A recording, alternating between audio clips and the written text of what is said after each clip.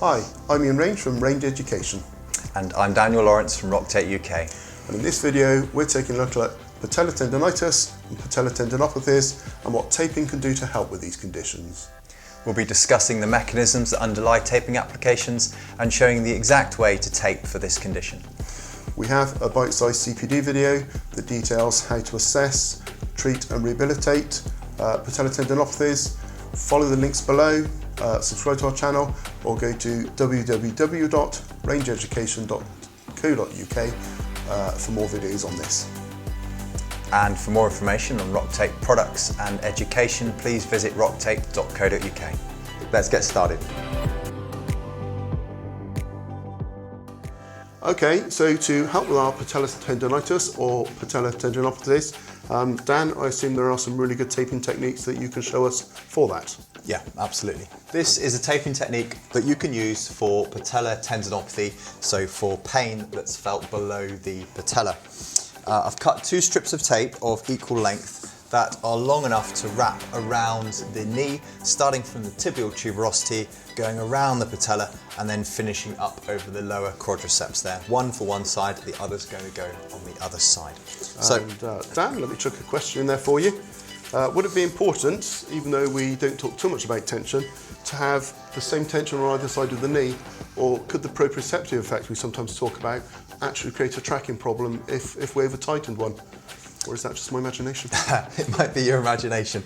However, it's a good point you make there, Ian. There's a few things there that you've just, that we can highlight. So, first of all, I should just mention before we go any further, the position. Because we're taping the knee, we're going to take the knee in a neutral 90-degree bend here, so that there is plenty of stretch left in the tape to bend the knee fully. And also when the knee straightens, the tape doesn't go so lax that it falls off. So taping at about 90 degrees as that mid-range position is an ideal starting point. Then, starting the tape from the top of the tibia over the tibial tuberosity, having some stretch as we get the tape to curve around the medial knee. And what we can do here is we don't need to just go in a straight line. By adding some stretch and then sticking the tape down and curving it, the tape will curve nicely without any kinks occurring in the tape.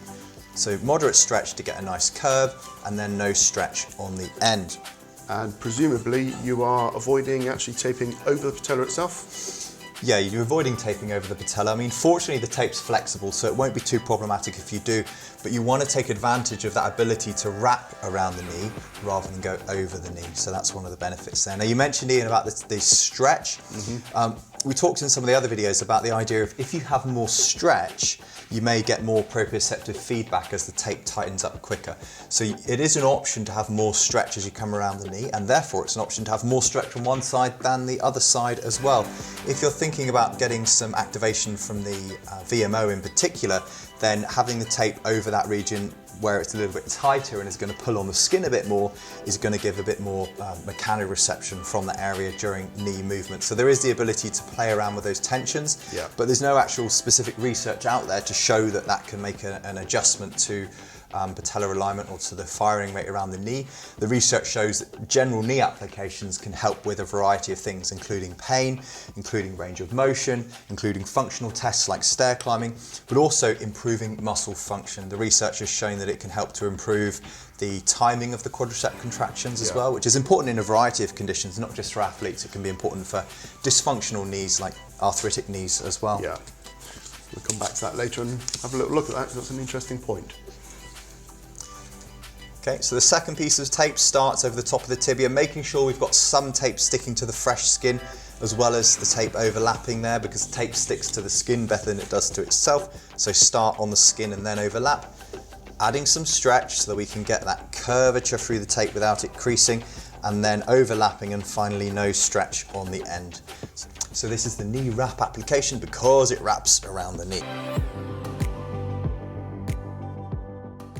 Okay, so is that it finished, or do we need to put some kind of decompression? You can finish here, and this is a great application on its own, but it can also be very useful to add a decompression, particularly if there's pain below the patella, so inferior patella pain, which of course with a patella tendinopathy is likely to be just off the apex of the patella there. And if that's the case, we cut a decompression strip that's wide enough to wrap around the existing tape, tear the backing paper in the middle, fold the backing paper out of the way, leaving it on the ends so we've got the ability to stretch the tape, and then over the sore area, stretch the tape and then stick it down. It overlaps the existing tape there, but should be long enough to then finally anchor on the skin on the medial and lateral sides, rubbing the tape to secure it in place. And that extra decompression strip there, Ian, can be a useful way of getting a little bit of extra pain relief from inferior patella. Yeah, and we've talked quite a lot in the other videos, which I'm sure you've seen, about why that decompression works and just changes the subcutaneous space. But now that's on there, it strikes me, might this be useful for a few other conditions in the way it's working? Yeah, absolutely. So there's some evidence to show that this can be helpful for patients with osteoarthritis. That's interesting. Yeah, it's very interesting because for a long time this tape, kinesiology tape, Rocktape, was associated with athletes. So people with arthritic knees and knee pain that they associate with arthritis often thought that their knee was kind of beyond any kind of treatment and thought that athletic tape was not the thing for them. However, the research that they did was a really good randomised controlled trial where they found some significant benefits that I mentioned a moment ago, and I probably mention again. They found some significant benefits which included improved muscle function, so the firing rate of the quadriceps improved, and of course that improves the function of the knee overall. They reported less pain, which is always really important, but they also reported improvements in functional tests like stair climbing as well, so significant improvements. And that's the research, and I've also found in clinic to see similar results, patients with arthritic knees who simply need to improve the function of their knee, use it more, be more confident using it, but also improve the strength of the quadriceps. The taping has been a really useful modality for them to use. Well, that's really interesting. That's something I've not really seen it used for before. And in some of our videos we suggest a knee sleeve, a neoprene knee sleeve sometimes as part of our management, but that can be quite nasty in the summer because it can get very sweaty underneath and you can sometimes get some quite nasty irritation of the skin. So this looks like a great alternative to me. And we often see Osgood-Schlatter's disease as well in younger people. Would that help for this? Yeah, it's a great technique that can be used for Osgood-Schlatter's. So the simple adjustment I'd recommend making is the decompression there comes a little lower and sits over the tibial tuberosity, that common painful area of the Osgood-Schlatter's. And it's also a technique you can teach patients to do themselves, so their parents or the youngster can apply this technique and use the tape there. I mean, I must say, alongside a suitable management program and not just taping and carrying on aggravating the condition. So if the condition is well managed, this can be part of a good management program.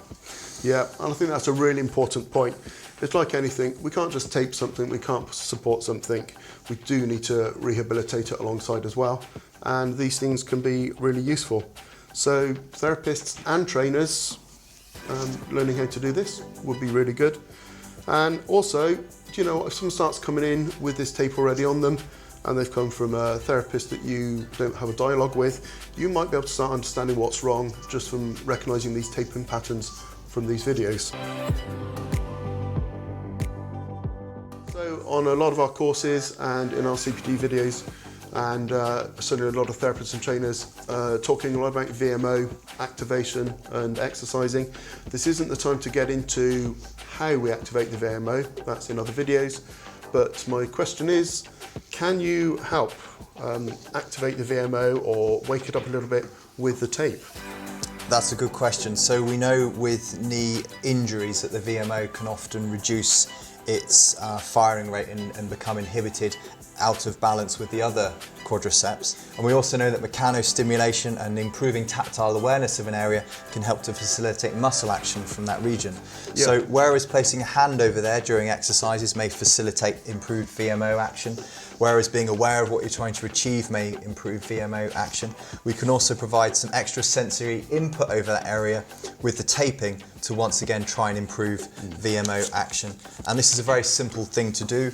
Just place the tape over the medial knee, like so, over the medial patella there, and we know that a bit of extra stretch is going to give more mechanical input and more sensory feedback.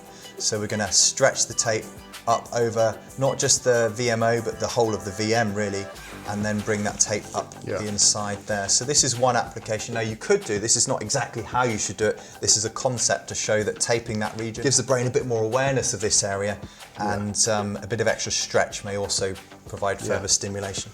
And this looks like a real advantage to me, because some traditional taping techniques with static tape to provide this would also lock out movement, and that's not necessarily something we want. And this tape does allow you to keep moving. Okay, here's a question for trainers regarding patella tendonitis or patella tendinopathies. You have a client who is being treated for this. They come in with the taping patterns we've looked at. Is there anything in particular you can think of that you should not be doing with them that you may have already been doing? But have a think about why that is and what problems that would be causing if you continued with certain exercises.